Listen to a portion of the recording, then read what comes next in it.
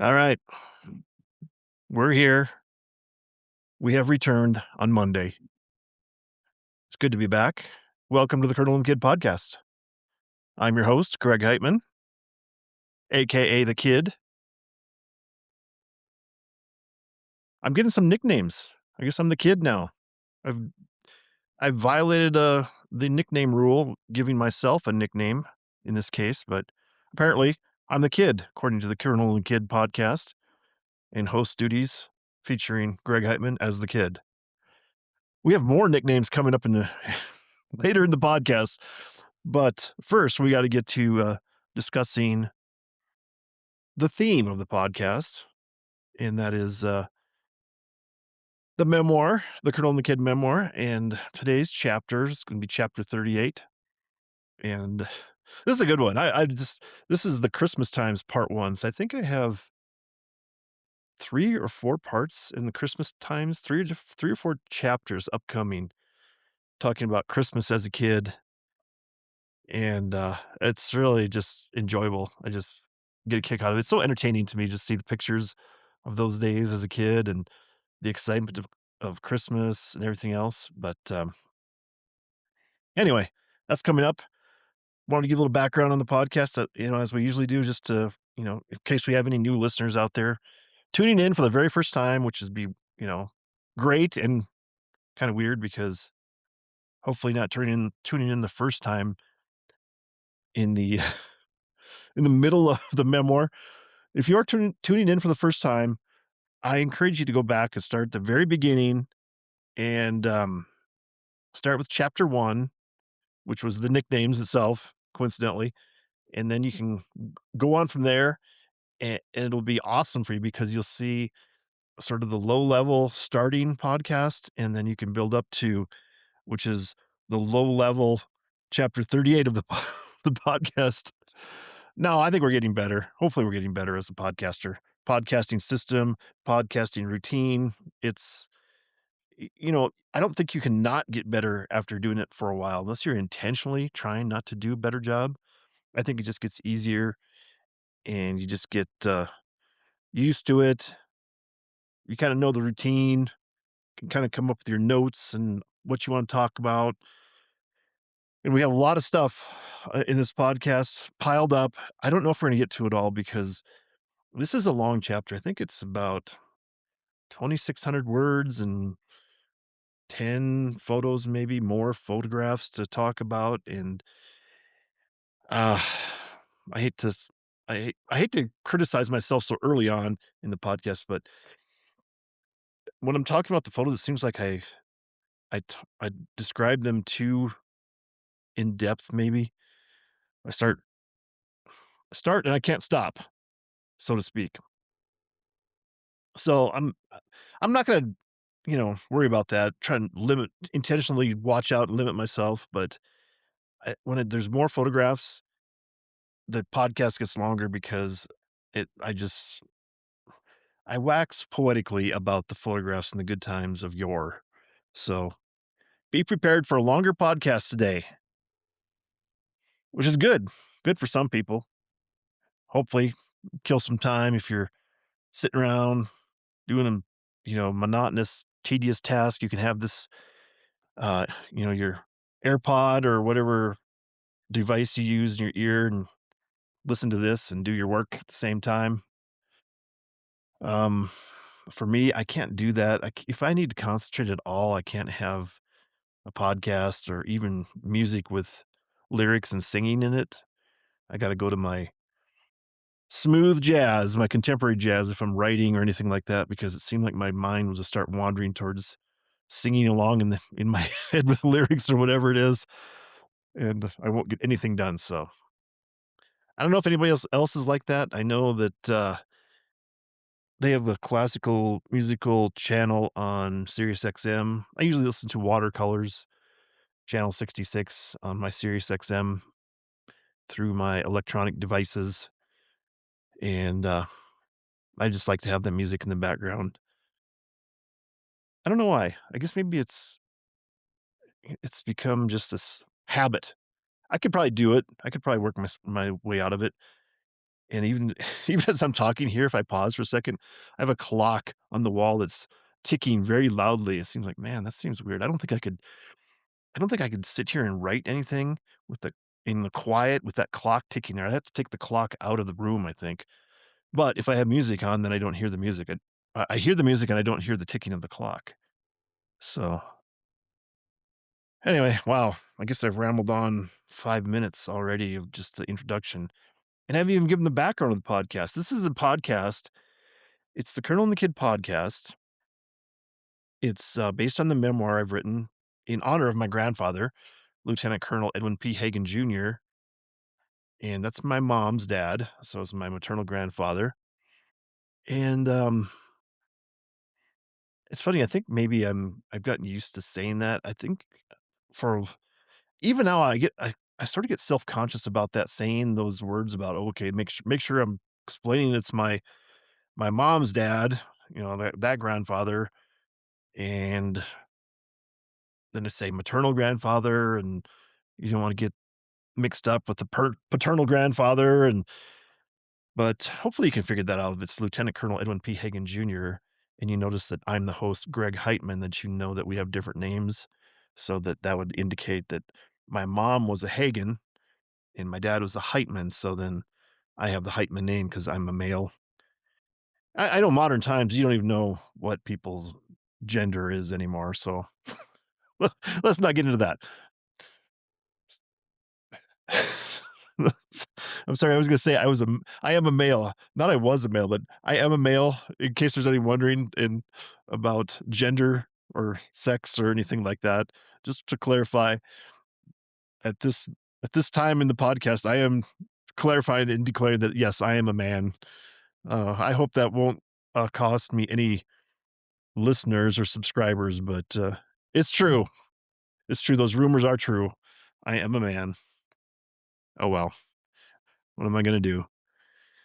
I guess the one of the reasons I know I'm a man is because if I'm alone in a room and I say something, I'm still wrong according to most women that are around me, even if they can't hear me.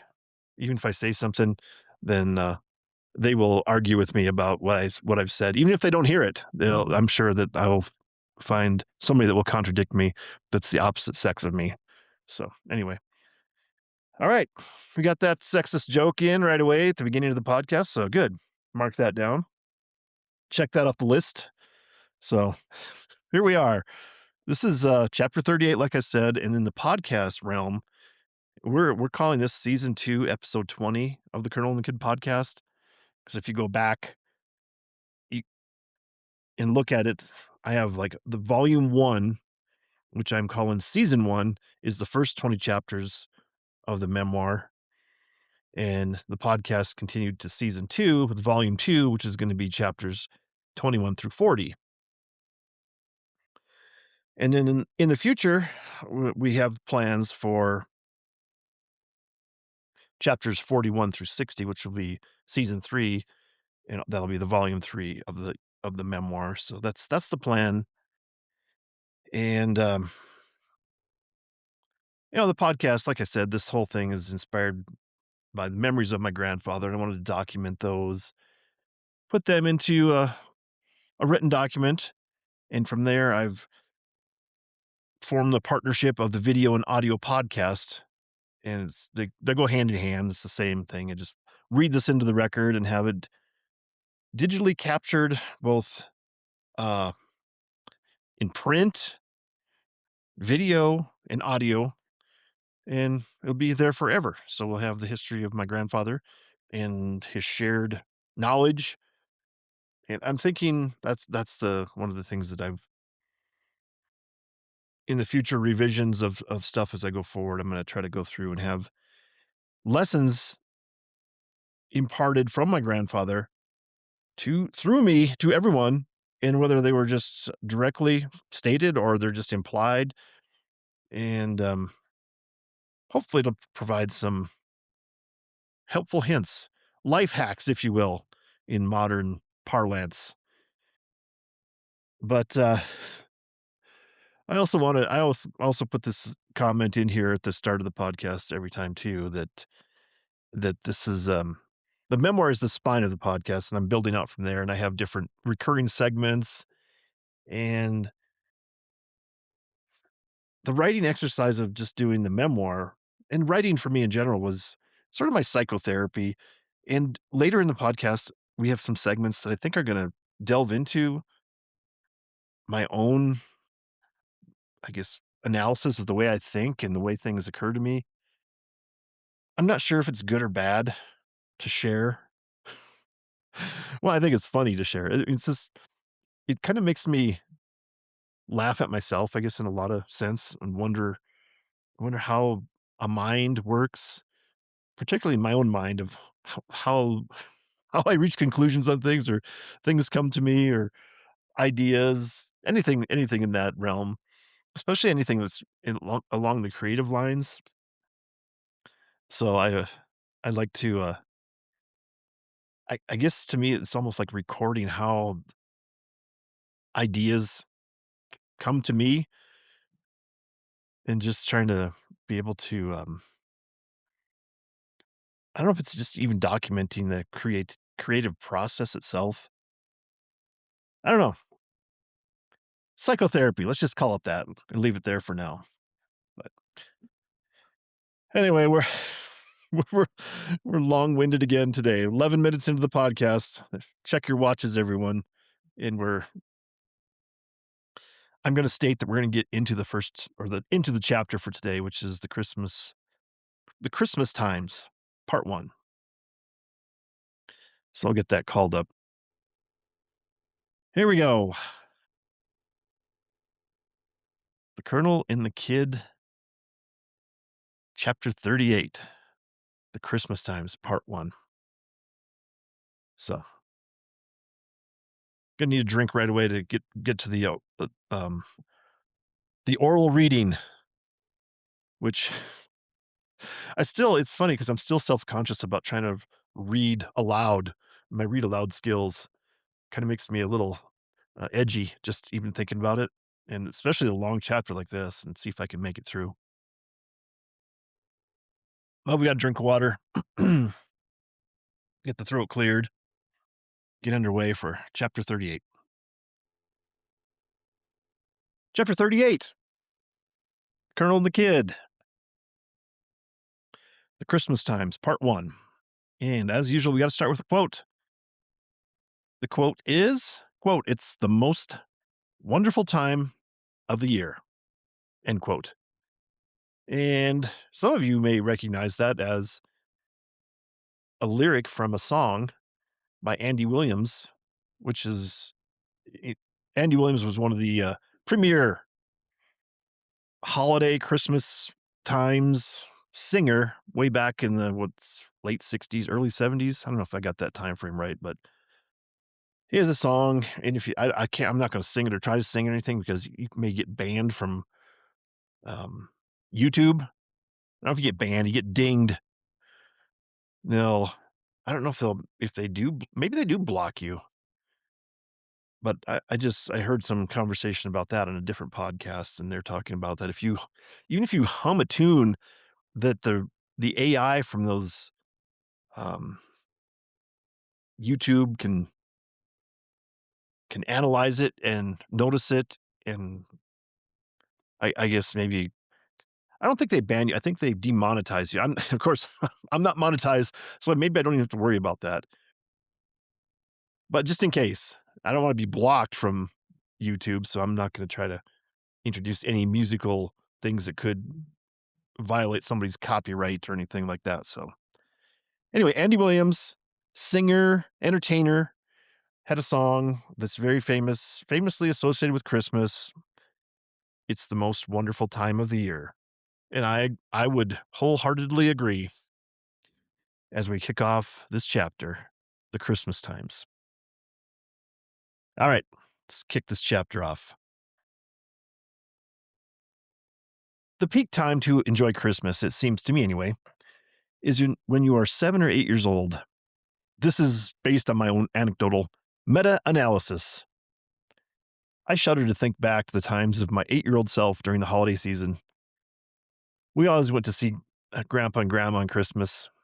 Just one of those events, seeing Grandpa and Grandma or celebrating Christmas with gifts, was probably enough to spin me into a hyperactive state. So combine these two events, and I was probably unbearable. Sorry, Mom and Dad. I know the apology is a tad late, but better late than never. I think I had my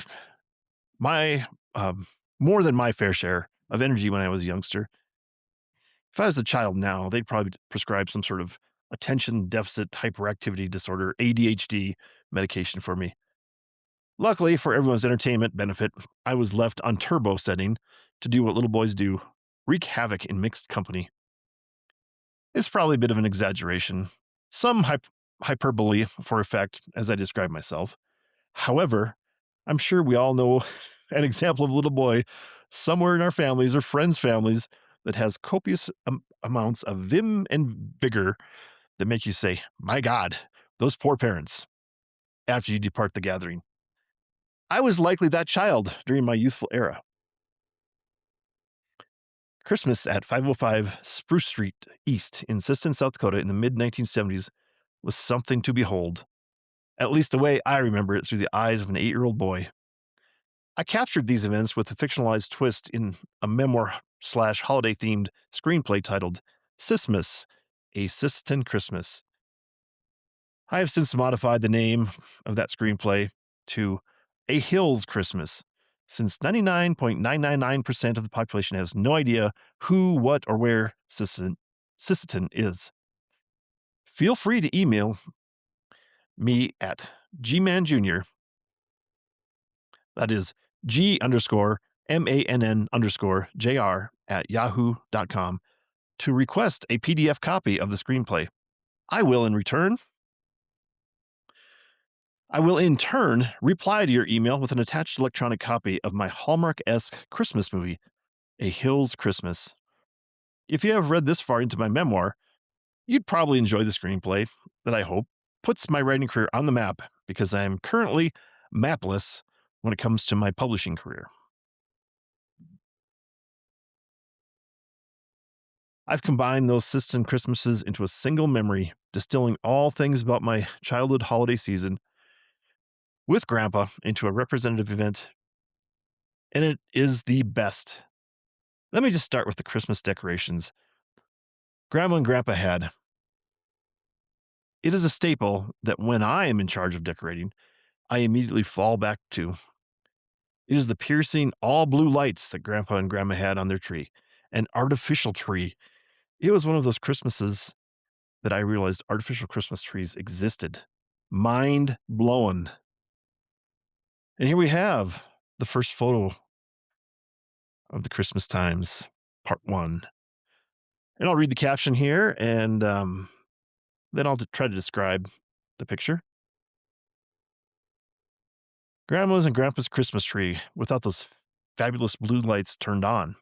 If you look closely, you can see some of those old school giant blue lights that were a house fire in waiting. Photo circa 1976.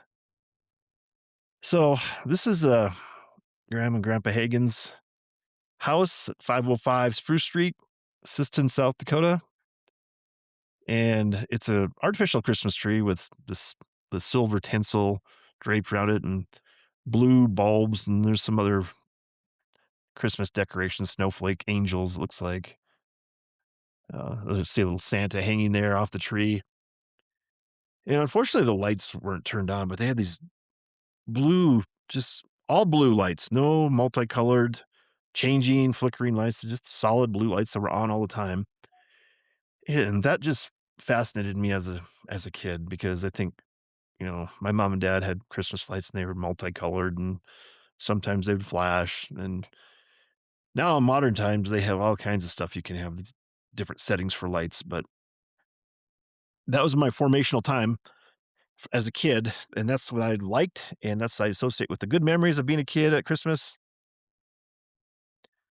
And this picture shows up perfectly. And for me, I look at this photo, especially, I didn't finish describing it, but I don't know, there's just a ton of wrapped up Christmas presents all around the tree and overflowing everywhere. It seems like. I guess there's a chair. Looks like an orange chair. Maybe there's an orange chair on each side, but they're just covered with Christmas gifts. So you can barely see the chairs. The chairs are even there. And again, this was at the house in town before grandma moved out in the country, and so it's paneling on the walls, and then this was the living room on the main floor living room, and there's a Paul Workloud etching hanging on the wall for decoration. There's a couple smaller little framed decorative um, art prints, I guess. They're probably like 8 by 10 art prints hung over each other. I can't tell what they are, but just very simple wall decorations there at that time. But fantastic tree to start the photos for the memoir off today. So anyway, back to the chapter. I don't really recall any other decorations for Christmas at Grandma and Grandpa's. And truth be told, I probably only remember the tree because that's where the presents were. Christmas is an amazing time to be a child. All the potential in the world is wrapped up in those boxes covered in pretty paper and ribbons and bows. A kid's imagination is kicked into overdrive thinking about all the stuff that might be in those packages. And you were getting gifts for no reason. No reason that I could understand at that age. I'm a little more enlightened now regarding Christmas. Lots of gifts. As a child, there wasn't much that was more thrilling than when the Sears and J.C. Penney Christmas catalogs arrived in the fall. I wonder how many hours I spent paging through those encyclopedic catalogs, circling circling items and writing my name next to toys that I knew would unlock all the secrets of the world and supply the ultimate in happiness. The act of perusing those catalogs, imagining the greatness of those toys was probably more exciting than opening the gifts. Maybe not. Tearing off the wrapping paper and laying hands on toys likely edges out dreaming of those same items. But the hype and the buildup of Christmas, fueled by the anticipation and sparked by the visions of what might be, sure helped a kid get through the long nights of winter in the freezing cold. And then we have the second photo of the chapter, and I'll read the caption, then describe a little bit. A Christmas catalog cover from 1980. This catalog was in the basement when we were moving my mom out of her house in the spring of 2023, and is a perfect image to share for this chapter. Quote, "Wish book for the 1980 holiday season," end quote. Could there be a better title for the Sears catalog? So that's what this is. This is a photograph of the 1980 catalog, Christmas catalog from Sears, and it's just a picture on the left side of the photo. There's a Christmas tree and there's a couple of wrapped presents there, but then at the center of attention is these two little kids. I don't know if they're. I know the one's probably a girl, but the other one might be a boy or girl. They both have kind of blondish hair, and the smaller of the children that's the one that it's unclear what sex that child is or what gender, but they're looking at this toy. Little The kids are probably like 2 years old and 4 years old, and the older child has like a little Snoopy plush toy in front of her, and then the smaller child has a little like school setting with little, maybe it's like Fisher Price toys, Fisher Price little kids.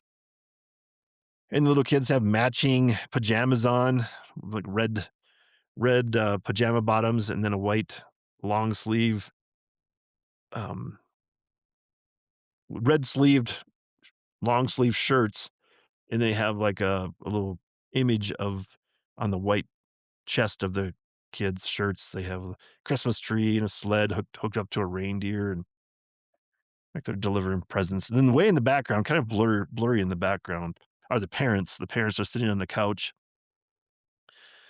and the woman, the mom, she's in like a nice big plush robe she's wearing, and the man, it looks like he's wearing like an old-timey long, um, pajama nightshirt, I guess, maybe that's what it's called, and he's holding up a present, and both the parents are looking lovingly at their kids in front of them, and the kids aren't looking at the camera, they're looking at the toys, and it's just such a contrived, staged picture. It is perfect for the time, 1980, and I just I can just imagine all the toys that were, at that time. In 1980, I was 11 years old, so I was probably moving on to a little more sophisticated toys, maybe some handheld computer games. I think those were first coming out at that time.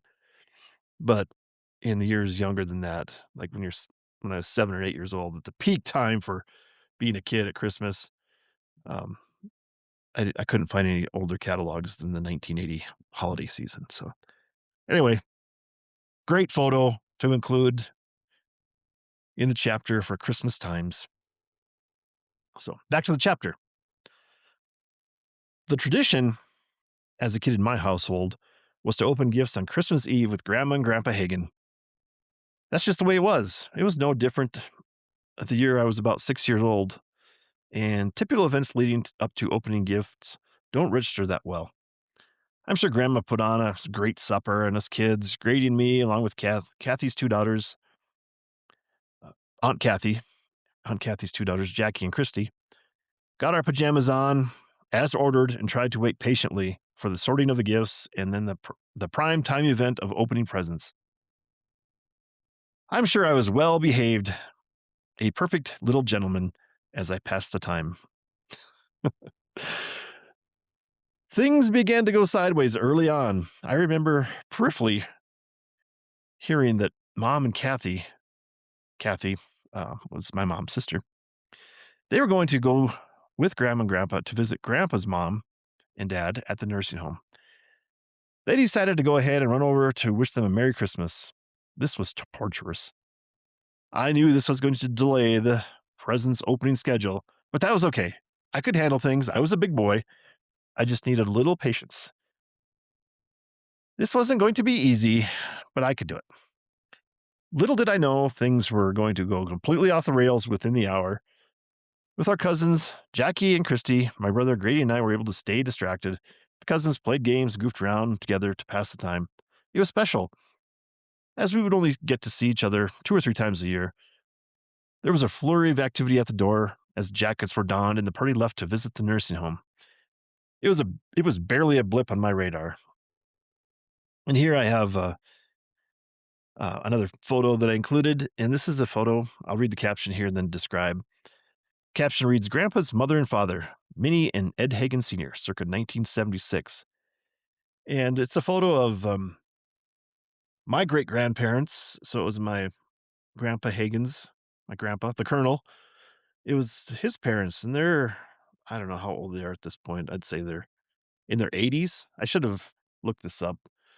But so circa 1976, and they're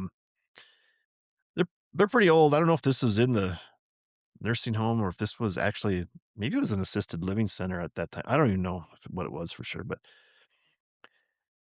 Minnie, my great grandmother's on the left side of the photo, and Ed Hagen Sr., my great grandfather, he's on the right side of the photo, and he's got his arm around Minnie.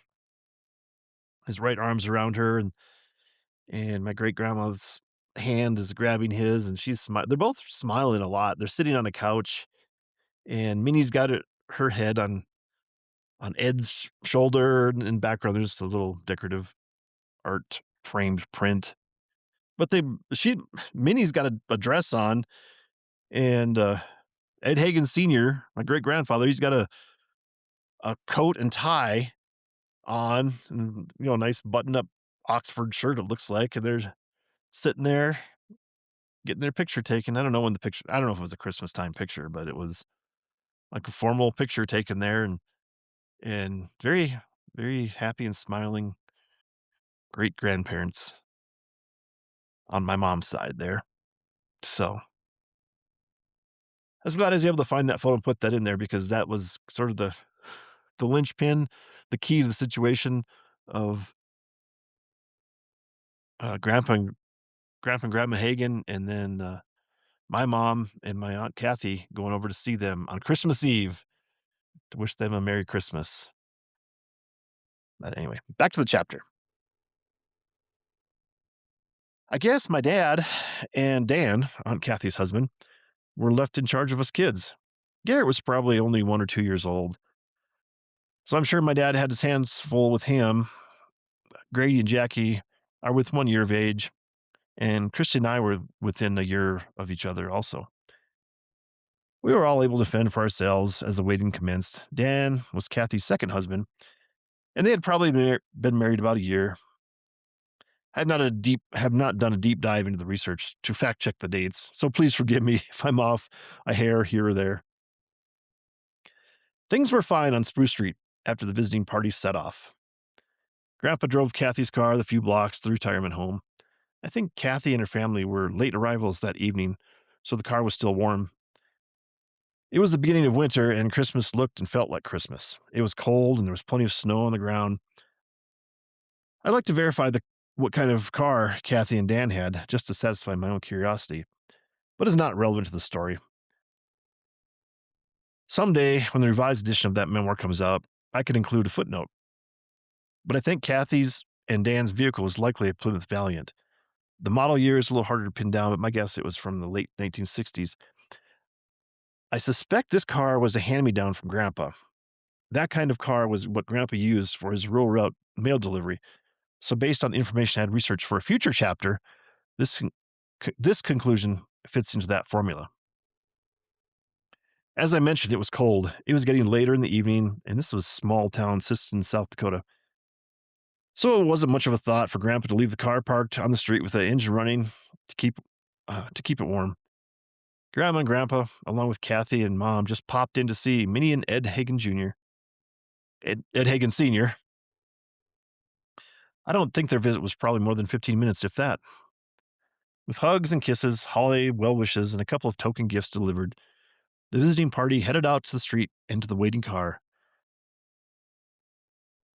This is where things took a turn. There was no car. Apparently, Grandpa had hustled ahead of everyone out to the street where the car should have been parked. He looked up and down the street and then took off running for a block or so, as if he were a bloodhound tracking down the stolen vehicle. Yes, the vehicle had been stolen. Oh my God. That's what came to my mind when I heard the car was stolen. This may jeopardize the opening of gifts, I lamented. It was quite the commotion. I remember Dan being on the phone and somebody, my dad, I guess, having to pick up everybody from the retirement home. It was hectic. I was too young to understand all the ins and outs of what needed to be done. Police, insurance, etc. It was over quickly. A young Indian boy happened by and hopped into the running car for a Christmas Eve joyride. I don't know if I mentioned this previously, but Siston, South Dakota is in the heart of the historic boundaries of the Lake Traverse Indian Reservation. I suppose I should correct myself in that way that the young boy was a Native American, not an Indian from India, as we would say. But at the time, they were known as Indians, and that's why they call them the Indian Reservation here in America. So, I don't know.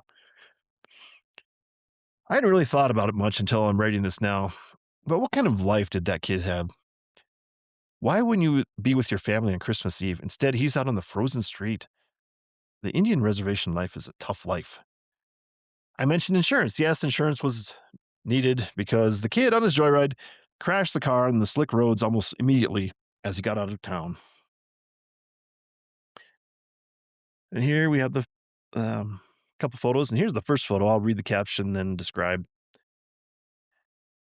Aunt Kathy's stolen and wrecked car. This is what happens when you leave your car unlocked and running on a snowy Christmas Eve in Siston, South Dakota. And this is a photo taken from a car because you probably a third of the photo is the rearview mirror, the outside rearview mirror of the car. Whoever was driving took this photo from the car as they drove by the parking lot where they hauled damaged or stalled vehicles that got towed in. And in the middle of the picture, You can see the banged up, uh, I don't know, it's like a cream colored, I think it's a Plymouth Valiant, I think is what it was. I think I mentioned that in the text there. Doors all dented in, the driver's side door and the driver's side front fender all crashed in, and some other cars in the parking lot. There's like an old, probably maybe a 1950s red pickup truck. I don't know if that's like, I'm gonna say it's like a Ford, old red Ford. And then there's probably, it looks like a Chevy. I would say that's like a mid 70s Chevy. I'm gonna call it a Chevy Caprice. That's what I'll say. And both those vehicles have snow on their windshields, and the old Ford pickup there, red Ford. I'm calling it a red Ford pickup. I'm not even sure if that's what it is, but it has little front fenders and snow piled on that, snow on the hood, snow on the windshield, snow on the roof of that car. And there's a little bit of, looks like there's a little bit of snow on Kathy's wrecked car there. And in the background, you can see some of the neighborhood streets and the houses back there and the trees. But that's the first picture. And second picture, they, I'll read the caption. The caption reads, "On Kathy's stolen and wrecked car. The Brooks Motors car dealership sign can be seen in the background. This happened about 50 years ago, but the images sure seem like it was closer to a century gone by."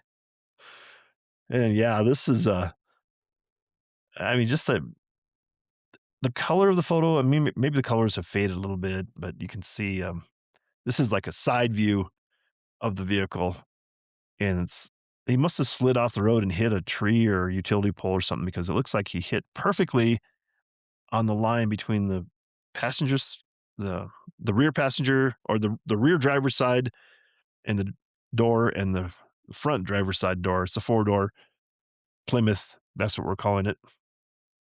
And I'm pretty sure it's Plymouth on this view, because you can see that the hubcap for the rear tire has that Mopar style design there. So I'm pretty sure that's what it is. But yeah, it's look like a cream colored and maybe a darker tan top car. I don't know if that's different. If there's a vinyl top on there, vinyl coating on the roof of the car.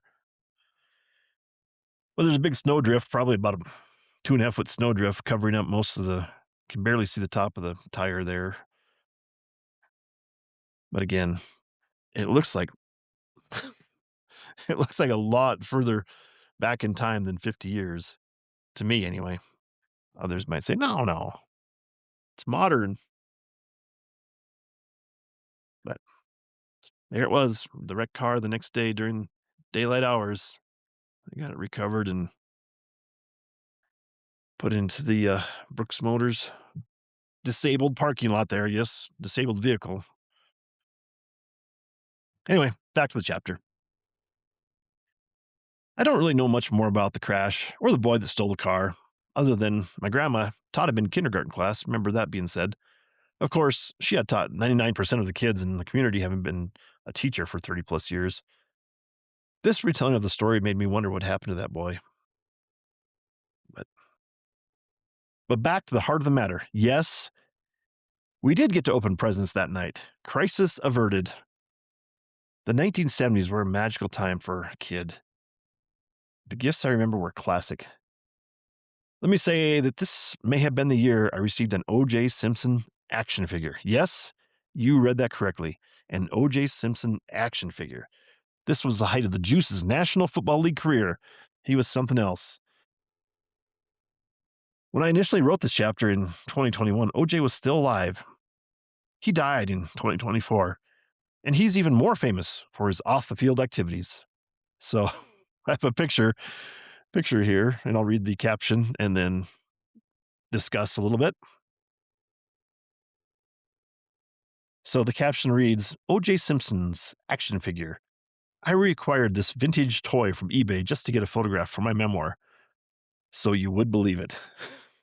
So this is the box. It's in the box. It's not mint in the box, but it's a picture of O.J.'s. Well, In the box, there's a little clear plastic over the action figure, and on the side of you know, most of the box is made up of, an image of O.J. Simpson as a Buffalo Bill for the NFL Buffalo Bills, and it says, in quotes, "The Juice," and "OJ" in bigger letters, and then Simpson in smaller letters. Super Pro, and it's a picture of him running the ball, carrying the ball. He's got the ball tucked under his arm, and he's running along, and in the background, it's blurry. You can see the crowd and people standing on the sidelines. And it says, 9.5 inch fully jointed OJ action figure. And then on the other side says ages 3 and over. And I can't read what it says about what brand it is. Shindina Toys or something. Well, so the action figure has got his football sweater and football pads and football pants and cleats and red and blue striped at the top over the calf socks he's wearing. And he's got his Buffalo Bills football helmet in hand. And I don't think that the helmet's blue, so I don't think that's quite the correct NFL helmet that would be match the actual O.J. Simpson game worn Buffalo Bills helmet. But it's got his number there, 32, and it's got the smiling face of O.J. Simpson's um, the doll action figure doll head. Very probably pretty good resemblance for the time, being able to manufacture that toy with some sort of resemblance to the Juice, O.J. Simpson. Anyway, we won't talk about any OJ's off the field activities, but again, he was very famous off the field. Also, probably probably more famous for off the field activities that he was involved in than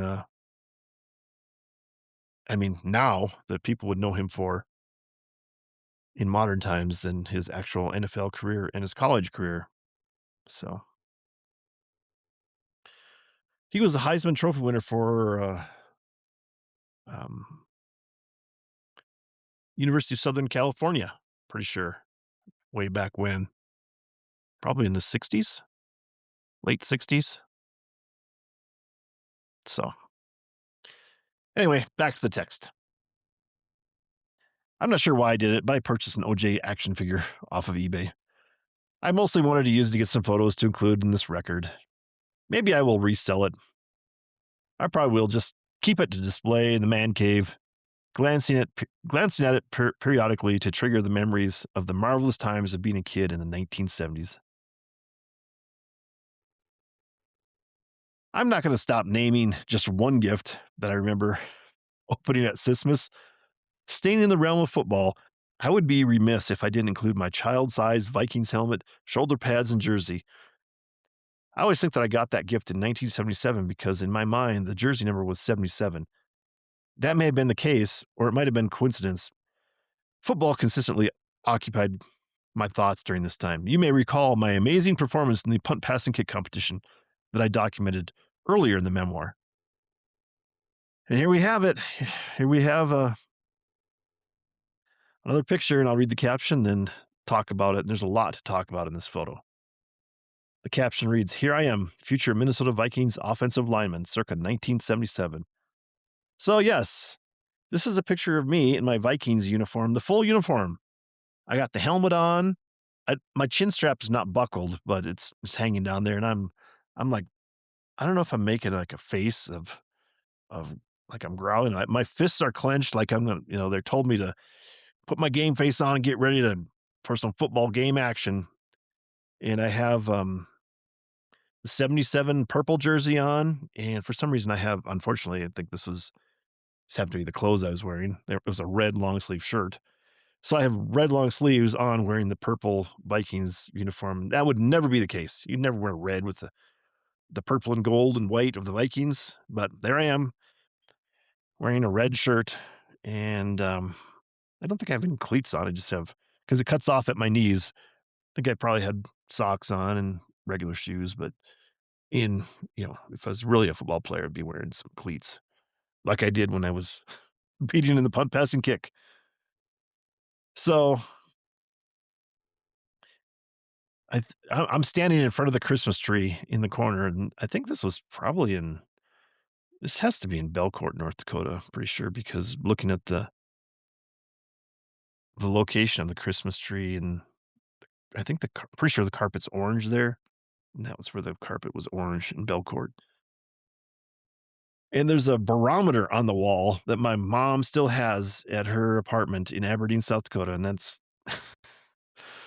man, that is some old school weather forecasting equipment there, still hanging, still actively available for use, predicting the high pressure and low pressure coming through.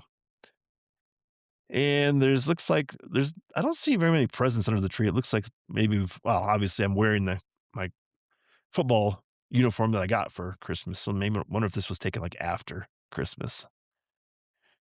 But the tree, I think that's an artificial. I'm pretty sure that's an artificial tree, and it looks like it's got red and gold tinsel and red and gold bulbs decorating it. I don't think the lights are on that tree. Another failure. Should at least have the lights on. If you're gonna take your picture in front of the tree, you should have the lights on. So I wanted to note that on the left side of the photo, just to my right, that's the big console TV. You can just barely see it. And there's probably like a 14 or 16-inch Ronald McDonald doll sitting on the ground, sitting on the floor, leaning up against the TV. First, I don't know if that's part of the decorations that my mom, the red and yellow to match the colors of the tree decorations, but that's kind of, I don't know. Clowns are creepy. Ronald McDonald as a doll, stuffed doll, that's very weird and kind of creepy to me. So I I say that's just to the to my right side there, down by my knee. And then on my left side, there's little plastic Santa Claus. You can partially see him there standing there. And then behind that, it looks like there's like one of the elf on the shelf type dolls, which I didn't know that was what that was called until later in the last 10 or so years where that became a thing, putting the elf on the shelf. And then on top of the TV, I guess back to the right side of the photo, you can barely catch, you probably don't know what it is unless you've have one yourself, but it's pretty sure that was like an angel decoration, probably like a 12-inch tall decoration, and it might have been a musical wind-up toy. Seems like in my mind, that's what I remember that the bottom, you could twist it, and then the angel would sit on that base, and it would play just like a little tune, and like a music box type tune and spin around. I don't know if that's correct. Maybe I'm imagining that. Maybe my mom can confirm that for me later, and I can put that in the corrections section of the memoir and the podcast. So, but classic photo. Love the photo. And I was never an offensive lineman. Maybe I should have been, but I was kind of smaller, medium size. I was more of a speed threat athlete. Played quarterback in high school. So no number 77 for me when I actually played. And then here's another photo just added here. There's two photos and they got one caption, so I'll just describe them together.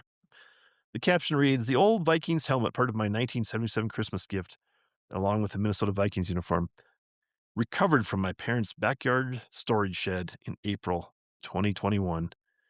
So this is amazing that this lasted all those years. And it's the purple helmet. It's taken a it looks worse for the wear in this case, but it's that classic just two bar face mask and deep purple color and the stickers of the Vikings horns on the helmet. The white horns with the gold around the front of the widest part of the horn, and the stickers are in bad shape. One's peeled off completely, except for right around the base, and the other one's mostly crumpled up. So kind of a sad image of the football helmet, and I actually have that helmet. I confiscated that from my mom's shed, and it's hanging out in my garage now. Don't know if I'll ever try to work to get that restored. Maybe I'll just buy myself a new Vikings helmet to display in the man cave. That'd be probably a lot simpler. It might be less expensive than trying to restore it too, but it's it's there. We have the helmet still. Anyway, more to follow on that in the future, possibly. Maybe that could become a podcast in itself. But back to the chapter. What about the pocket fisherman? Does that ring a bell with anyone? I remember everyone getting one of those contraptions for Christmas in the 1970s. What kind of pockets do you have that would accommodate that fishing rod and reel? It was giant. It was quite the marketing example of Ron Popeil's genius as an inventor, but mostly a pitchman for his company, the aptly named Ronco. Ron Popeil, by the way, is still alive at the time I'm writing this. He's in his late 80s. And I add parenthetically that I think I wrote this in 2021. I'm pretty sure he's passed away now. And I should have put that as a footnote in here, but I didn't. So if you want to look that up and add that to the corrections portion of the podcast for next week, please feel free. You can email me at the email address I shared previously, gmanjr@yahoo.com. There you go. I remember that I got a green tackle box from Grandpa. Grady got a tan one. I wonder where that tackle box is. I wonder if that was the same Christmas that I got a pocket fisherman. So many questions. I believe it was in this era that we got shared gifts for us boys. Stretch Armstrong and Stretch Monster were such gifts. Those things were very odd toys, made from, quote, space age, end quote, type material. Stretch Armstrong was a dense, rubbery type doll in the shape of a bodybuilder that was about 14 inches tall. Grady could grab the arms, I could grab the legs and just pull. The little guy would deform, and then when we let go, like a miracle, it would return to its natural shape. Stretch Monster was similar, except he was a swamp thing looking doll. And then here we have another picture, and this is, I'll read the quote, or I'll read read the caption, and then I'll talk a little bit about the photo. And the quote reads, "Photo of modern day Stretch Armstrong." So I think I also bought this, and I took a photo of this off of eBay strictly to get the photo. Again, like the O.J. Simpson doll action figure. This was um, I guess I don't know if it's more modern day. Maybe it was. I don't think the materials lasted. So I think these are more modern day. And this is the Stretch Armstrong doll. And I think I had this for a year, and just the chemicals they use inside and the material, it just gets brittle over time. And I think after a year, I tried to stretch a little bit. And I think it just broke its arm right away. And I don't think I have it anymore. I think I might have thrown thrown it away. I'm not sure. I'm still disorganized from moving around a little bit in um, my escapades of moving back to South Dakota and then moving back to New Mexico. Things got shuffled up. I'm still trying to find different things here and there. But I do have this photo of it, and I'm pretty sure I paid some money to buy this off of an eBay seller on the eBay auction site. Yeah, and if you ever want to kill some time, just go ahead and start searching for your childhood toys on eBay. That'll, if you can remember stuff like that, you'll have a good time. So back to the chapter. Apparently, I love dolls, action figures as a kid. Geronimo and Johnny West helped round out that collection of dolls. I mean, action figures. The Geronimo action figure was an image of the Apache Indian chief himself, and he came with about 100 pieces of accoutrements. Johnny West was similar to Geronimo in that he had a ton of accessories for riding the range. Put them together, and you could have a nice Cowboys versus Indians challenge. And here we have some photos, and I'll read the captions and describe a little bit. The first caption reads, "Johnny West and Geronimo action figures." So this is This is just these dolls. And again, I didn't have the original, so I purchased these from eBay. Did some searching. It was kind of a good hunt to find some quality Johnny West and Geronimo action figures, and they were the the Johnny West figure. He's got his chaps on. He's got spurs and a vest and a bandana, and he's holding a pistol in each hand. I think he's also got a pistol holster on there, and they're just made of this hard plastic. And then the accessories they have, like the clothing accessories, the chaps and the vest, were kind of this softer, pliable vinyl material. But then the other accessories, like the pistols, and maybe that's a rifle he's holding. I can't remember here. Can't quite see it. So those were a little harder plastic, but they're very well, um, very much quality images of scale models of the actual utilities like the pistols and stuff. Very well done toys, I thought. Oh, cowboy hat. He's got the good Johnny West cowboy hat that he's wearing. And then on the in the same photo on the right side of the photo is Geronimo. Geronimo's got the buckskin, kind of grayish clothing, and he's got a headband and a little chest protector.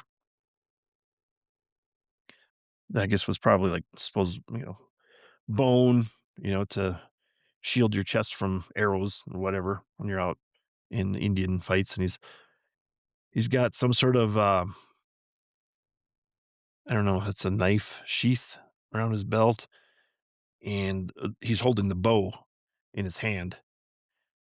And Geronimo's very much his skin tone is very red compared to the really pale Johnny West figure.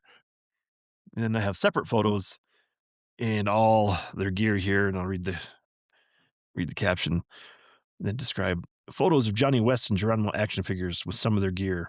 So the left photo, just Geronimo by himself, and he's got his little quiver full of arrows, and he's holding this bow still as above it, but he's at his feet here. I got some other stuff.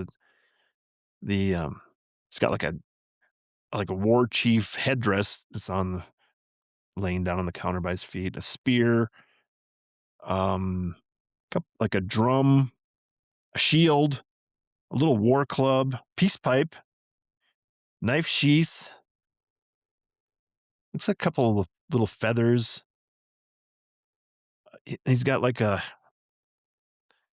little bandana with the two little feathers that he's wearing, but he's also got the horn helmet. It's like a buffalo hide with the horns sticking out. He's not wearing that. That's just on the ground there by his feet. And maybe like a mask, I guess, and a little bag, little leather bag. I don't know if that's like a saddle blanket there with it. Lots of little accoutrement for Geronimo. And then the other photo next to that is Johnny West, the movable cowboy by Marx. I have the box with him. It's not a great, it's not a mint condition box, but it's a box, and he's got in this image, he's holding a pistol in his left hand, and he's got a rifle in his right hand, and there's a scabbard for the rifle at his feet, a canteen, a couple of branding irons, a coffee pot, a little treasure chest, and it's I don't know. Money well spent, I must say, just to have the memories of the gifts from Christmas time. So, all right, back to the chapter. I guess I'll wrap up Christmas gifts with the aforementioned buck knives from Grandpa. I can only imagine how Grandpa enjoyed giving gifts to the grandchildren. I should also throw in the duck decoys we all got one year, as previously mentioned. So many memorable gifts. It's easy for them to be lost in the shuffle of history. So here's another photo. the last photo of the chapter, and this is I'll read the caption here and then try to describe. The caption reads, "Modern day photo of the buck knife from Grandpa, given to the grandsons for Christmas, circa 1976." So I'm not sure if I showed this a photo of the knife before, a different photo, but this is. I should have gotten the model number, but it's not a folding knife. It's a probably about a 10-inch knife, and you could use that for gutting a deer or cutting the wings off, gutting ducks and geese and stuff. And it's a nice typical buck knife. It's got the black poly type material handles and silverish nickel, probably I think nickel bolster there to protect the hand from the blade. Nice sharp blade. Those knives were super sharp. I remember that. Probably shouldn't have been giving those to little kids, but cool knife. And I still have. I think I grabbed that from the basement of my mom's house when we were cleaning it out, and it came with a scabbard. Um, that you could stick the knife in, and it had a little button down um, cover on it to keep it from coming loose. But then it had like a little belt loop. But apparently, one of our dogs, Shadow or Mickey, I think it was Shadow, probably got a hold of it and chewed off the little leather belt loop so you could hook it to your belt when you're out hunting and stuff. But anyway, still got that someplace. I don't know. Wonder where I put that. Might be in my gun safe just for safekeeping, just for historical purposes. But anyway, it's somewhere, somewhere in the house. All right, that's it. We'll finish out the chapter and move on. So back to the chapter. This is just part one of the Christmas times. I am surprised that I can have 4 chapters dedicated to family Christmas gatherings. I guess it is just an indication of the incredible joyous stamp left on my brain regarding Christmas as a child. I still love Christmas, likely because I enjoyed it so much as a kid. As Andy Williams sings the quote at the start of this chapter about Christmas, it is the most wonderful time of the year. So that's it. And we have a different quote to end the chapter.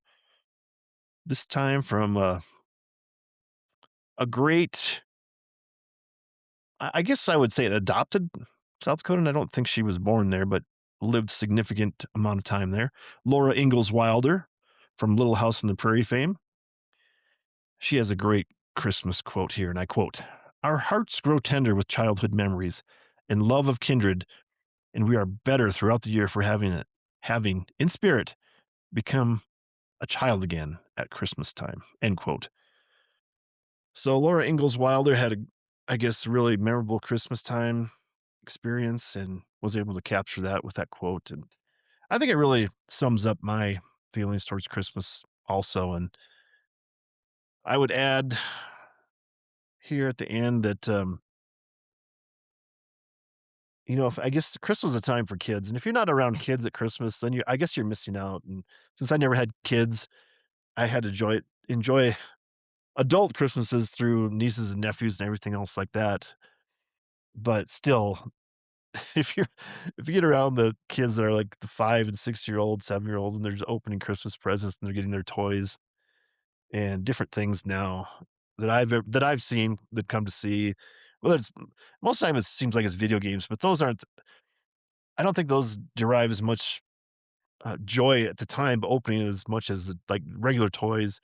And I would say like modern Legos, that's the biggest thing that kids just love because it's so much hands-on compared to video games where you just have controller and you're trying to do, images on a screen versus actually be able to touch it and build it yourself and have that imagination that comes with those hands-on toys, I guess, versus video games. Anyway, that's sort of my critique about Christmas toys and the way I enjoyed toys and having action figures and using your imagination to put them in situations and solve problems or to have adventures through through the toys themselves, the action figures going outside on adventures and things like that, and I don't know. Good times. Particularly enjoyable chapter for me.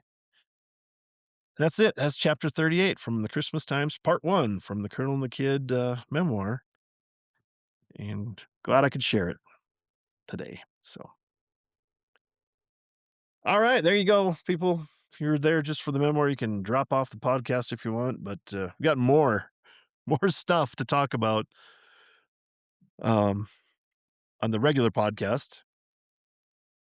So we branch off the spine of the podcast, which was the memoir in this case, and we're into the peripheral podcast parts, the 3 Ps, if you will, the triple P, peripheral podcast parts. First of all, this is, and I just enjoy this to no end, is we have the corrections section that I start with. And I listened to the previous podcast, and I said something about, it was in the sports update talking about the NCAA tournament. And I was talking about the pit in Albuquerque in 1983, I believe it was, when North Carolina State beat Houston. And I don't know if I said North Carolina State Wolfpack, but I know I heard by myself say the Houston Rockets, which just, when I heard that, it's like, oh my God, that's just so hilarious. And just how your mind works and what you think you're saying versus what you should be saying. And of course, it's not Houston Rockets. They didn't play the NCAA tournament against a professional NBA basketball team, which is the Houston Rockets. It was the Houston Cougars. And at the time, what was it? That was Hakeem Olajuwon, Clyde Drexler, and they were Phi Slamma Jamma. They were like they were supposed to win that championship that year, and NC State had one of the biggest upsets of all time, and it was Jim Valvano was the coach, young Jim Valvano. You see the pictures of him running around the court, and Jimmy V. He died way too soon of brain cancer, and he's well remembered now on ESPN every year. And they have the Jimmy V Foundation raise money to um, help cancer research, and classic times. But anyway, it's so funny to hear. I mean, to go back and listen to myself on the podcast and have errors and things like that. It just strikes me as so hilarious. I just burst out laughing when I hear them. It's like, oh my God, how does a person's brain work so that I know what I was thinking correctly, but then you say just the wrong thing. It's funny. It's so funny to me.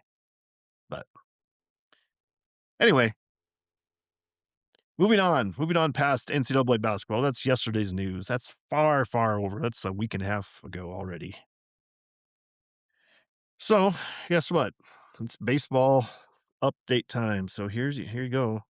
Here's the Teener baseball book I'm holding up for those of you not watching the video podcast on YouTube video. And there I'm pointing to the poster, the Teener baseball poster. And below that is the O'Farrell Hat Company box, the top of the hat box. And of course, I'm wearing my O'Farrell hat because that's what I do for the podcast. Uh, it's become the routine to wear my hat, my fancy hat. Oh, and I wanted to point out for those not watching the video, I'm wearing my blue flannel shirt, my plaid flannel shirt. It's got the bluish colors, blue, black, and white and gray. This is one of my favorite ones, favorite flannel shirt colors combination. And this goes back, I think I've had one like this style. I mean, throughout my life, it seems like I've always had kind of this color scheme for flannel shirts. I have a lot of flannel shirts, and I try to wear one each time. Get dressed up for the podcast and take advantage of my wardrobe. But I have many, many flannel shirts in the plaid style. But this is one of my favorite color combos of all time. This bluish white one. So glad to be wearing that today. I could tell that's very well received by my listeners, and maybe I could get my own merch, my own flannel line of shirts to be sold. Sounds like I'm gonna make a note of that. I think I have some more merch possibly coming up in the future too. Anyway, that's the baseball update for Teener baseball. But I think I had promised I was gonna give my Minnesota Twins update for their at least their record, each incremental record when I have a podcast. So luckily, I remembered to look that up before I got on the started doing the podcast today. And the Twins, as of this morning, haven't played yet. So the Minnesota Twins are 9-7 so far. That's a 0.563 winning percentage, so they're above 500, and they're tied with the Indians, the Cleveland Indians, for the best record in the American League. I mean, can you believe it? They're one of the best teams right now in the American League. 16 games in. Who who would have thunk? Not me. So 16, it's like 1/10 of the season done already, and they're in first place, tied for first. Can you believe it? Let's not hold our breath that they actually, you know, will maintain that level. Otherwise, you're probably, if you hold your breath and thinking that they're going to maintain that level, then you'll probably suffocate and die. And we don't want that. Uh, yeah, I think the biggest sports headline of the week, of course, was the Masters golf tournament in Augusta, Georgia. And Rory McIlroy won a Masters tournament, back to back Masters. He's the fourth back to back Masters winner ever. So I don't know who, if it was Jack Nicklaus, Nick Faldo, Tiger Woods, and now Rory McIlroy. They won back to back Masters in their careers. So a tradition unlike any other, according to CBS Sports. Jim Nance as the announcer. That's contrary to this podcast, which is a tradition just like any other tradition that you can imagine. This is similar to that in this podcast. That's what we're doing here. This is a culture podcast, so we're trying to get down to the lowest common denominator so we can have a discussion about the culture. So it's a tradition just like any other. Yeah, I think I went way, way, way too far to try to get that landed, and I don't think it landed well. It's, I don't know. I mean, the pretentiousness of the way the Masters is presented and talked about, that that is a tradition unlike any other. I noticed, I did notice some, I did watch a lot of the Masters. It's it's very interesting. It's just amazing to see that that course looks so good. Except I noticed the greens this year didn't look good. They looked like a lot of brown patches and just not that perfect green that you think of when you have the Masters. They have the green jacket, of course. You win a Masters, you get the green jacket, and then they put it on you. And I forgot to look. I meant to look at this because if you if you win back-to-back Masters, what it typically they do is the previous year's winner will put the jacket on you and help you get into your green jacket for the year at the awards interview and ceremony. So I forgot to look up to see if Rory just put the jacket on himself or if it was just one of the members, or if it was the previous year, the previous year. It might have been because I think it was Scotty Scheffler won previously, and I think Scheffler ended up in second place.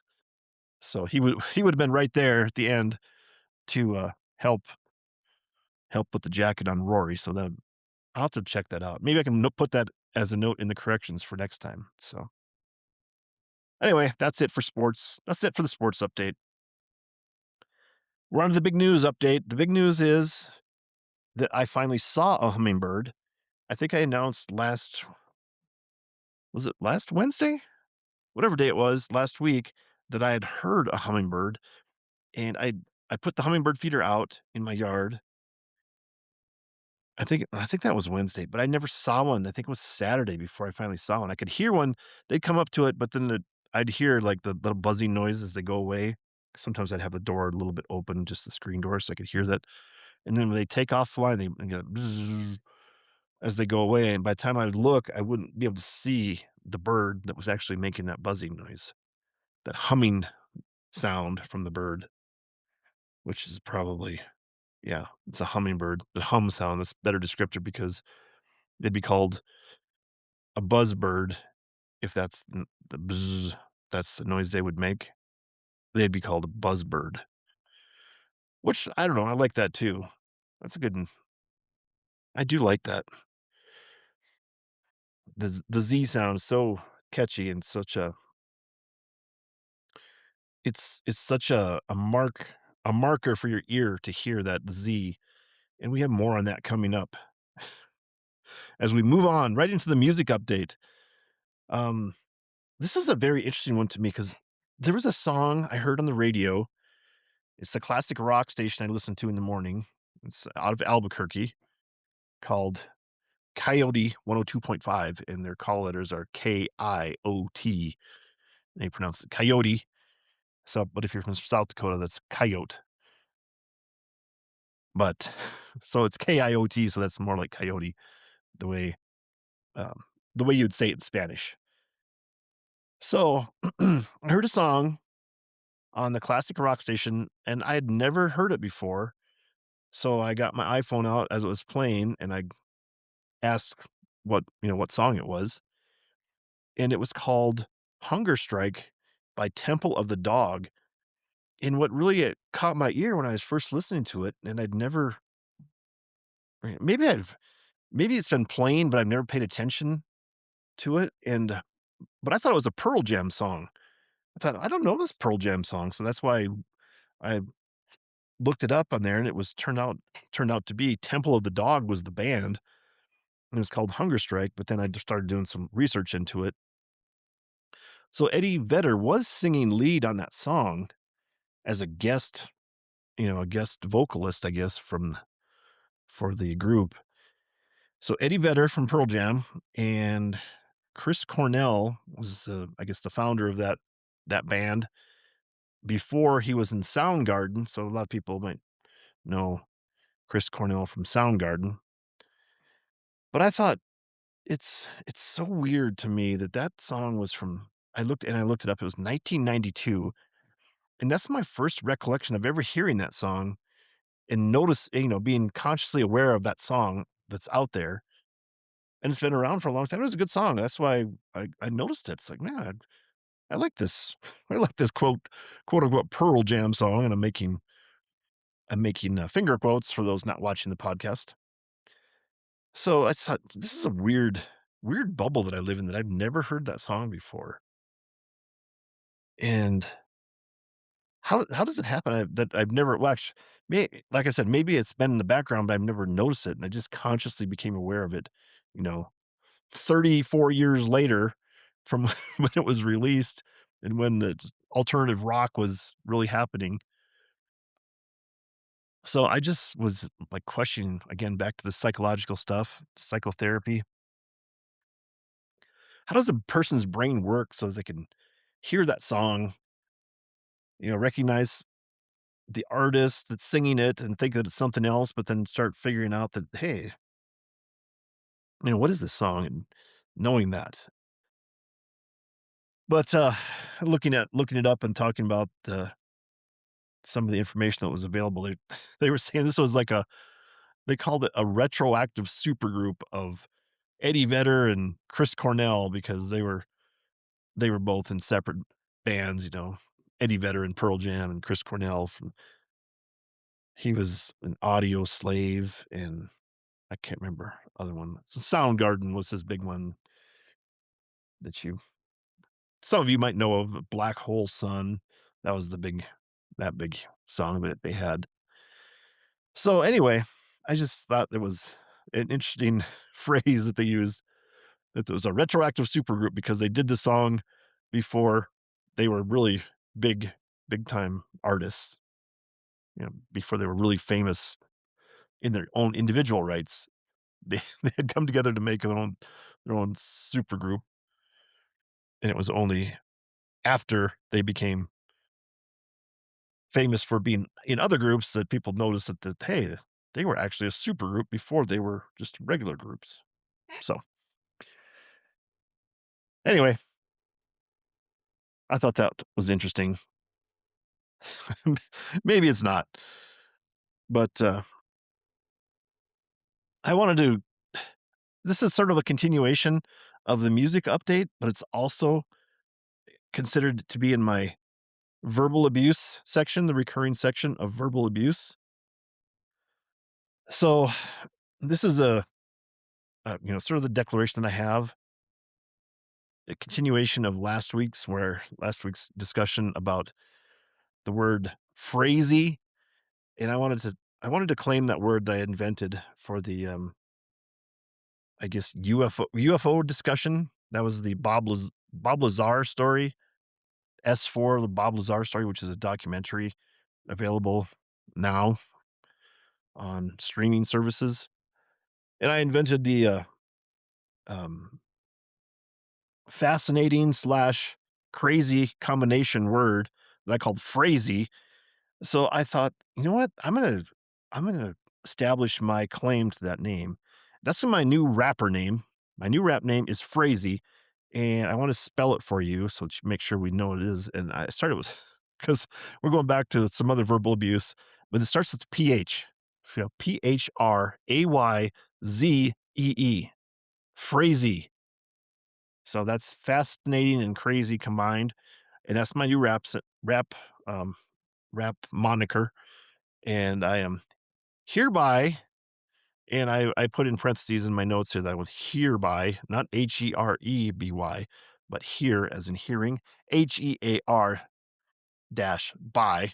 I hereby declare my trademark and copyright priority to Phrasey, and new merch coming soon with my rap moniker. And I'm hoping to have some lyrics available to some songs I'm working on, hopefully coming soon. And I'm thinking I'm thinking what I'm going to sample from the song and then put it into a rap is David Bowie's China Girl. I think that would be a good song to sample, and I'm gonna come up with some lyrics and I'll do some rapping. I'm gonna need to practice a little bit before I do any rapping so I can get that real speed to it. I'm gonna be like a speed rapper, and hopefully you'll be seeing Phrasey on the charts soon, sooner than later. And it's a pretty big announcement, I know, and in the music update. It probably should have been in the big news, but nonetheless, it is it's an exciting announcement nonetheless. So, and finally, this is I don't know where it is even. Maybe I should say this, but I got to get this off my chest. This is just too much, and I thought of this would be a new segment that I came up with, and I'm calling it "Discuss the Disgust." So I'm very disgusted with what I noticed is going on. I'm watching this series, just minding my own business on Paramount Plus. Found the series I was watching, and it's called Hell on Wheels. And I don't know if anybody's familiar with it. I guess it was a regular, recurring series for a few years. I think there's 5 seasons available, but it was on AMC. It was produced on AMC, and it's about building the cross country or transcontinental railroad after the Civil War. And Hell on Wheels is actually the name of the encampment or little town that they have at the end of the line as they're building the railroad. Excuse me. But anyway, I was watching this series and I watched the first 2 seasons, and I started to play the first episode of the 3rd season, and I paused it and I was gonna say, "Well, how many episodes are there for the 3rd season?" Because there was 10 episodes in the 1st season, 10 episodes in the 2nd season. I was just gonna make sure there was 10 episodes. But then I noticed on episode 4 and on episode 7 of the series that you just can't watch it with Paramount Plus. They're gonna make you either buy the episode or you have to subscribe to another streaming service called Lionsgate. And I thought, "Oh my god, they're gonna hold me hostage to watch this." And I thought, I'm this is the first time I've ever seen that before where they put, like, I guess a ransom on episodes of the regular series. And I decided I'm not gonna watch it anymore. It's like, "Nope, I'm not gonna." It's not that great a series anyway, and the main reason I was watching is just to get a feel for some of the Western like a modern Western, filming and just to see the tricks that they're trying to do and just how that's done with, making a Western in modern times and trying to get especially some of the longer background shots where there's you know, I looked it up, they filmed it up in Canada, uh, Calgary, outside Calgary. Is that Alberta, I think? But it kinda looked like I think it's supposed to be set in Nebraska, so some of it kinda looked like could be Nebraska. But, that's the main reason I was watching. It wasn't that great a show to begin with, but it was, not horrible, and I would've kept watching it, but they they're gonna put ransom. They're gonna try to hold me hostage and have make me pay extra or make me sign up. I could get a 7-day free trial for the Lionsgate streaming service, but then I think they tried to trick you into doing that, then you forget to unsubscribe, and then so you're paying $10 a month or whatever, and just I said, "No, I'm not doing that. There's plenty of other stuff that I can watch that's I've already paid for, so forget it."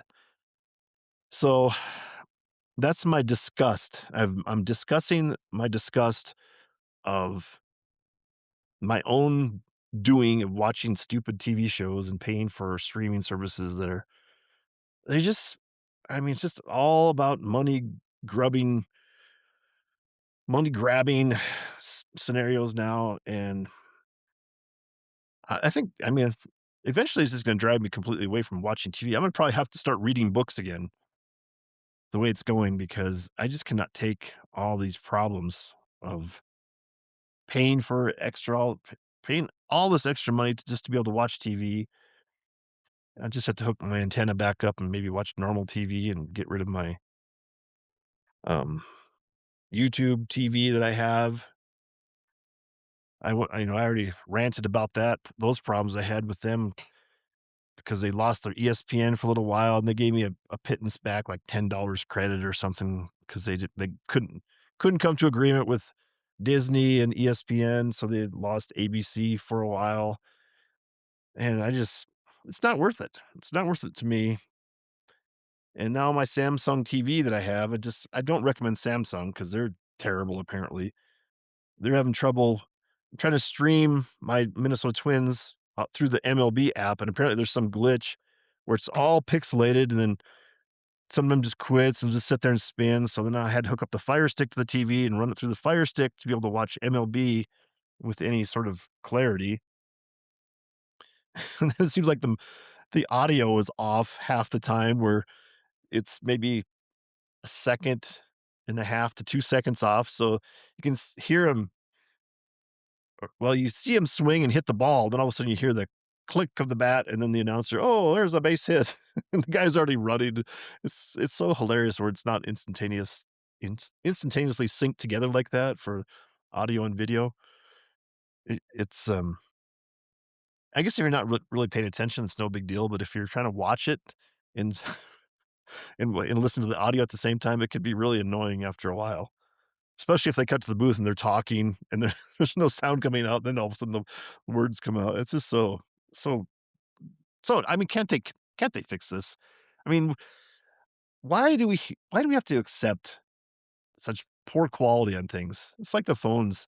It's like if you get a phone call too and there's just terrible quality, it's like, how come we as people and Americans that are paying money, a lot of money for cell phone service and computer service and streaming TV, how can we accept terrible quality? It's like, "Oh, I guess that's just the way it is." No, it shouldn't be. We shouldn't have to do that. But I guess we keep paying for it and we don't protest. Anyway, eventually I'm gonna do something about it. I'll show them. I'll stop and I'll quit. Get myself off of watching TV. Then they'll be sorry. Anyway, there's your new segment for the podcast. Disgust, discuss the disgust. It's tricky to say. And we have discussed the disgust. And I'm still disgusted. So anyway, we made it. An hour and a half podcast again today. Pretty good. Pretty good for your Monday. Kicking off Monday right. So anyway, I guess that's it. I think I will just call her good. We'll sign off and tip the cap as usual. So it's the three B's: be assertive, be positive, be proactive. Get out there and enjoy the spring weather. It's getting nicer and nicer. Take action. You know, you decide. You be out there and control your own destiny. You take the action and get out there. And again, be assertive, be positive, be proactive. And I leave you with this. Again, you know, knock and the door will be open to you. Seek and you'll find. Ask and you shall be given. So, all right. Thanks for tuning in to Colonel and the Good Podcast. I'm your host, Greg Heitmann. It's been a pleasure. Have a good week, and we'll talk to you soon.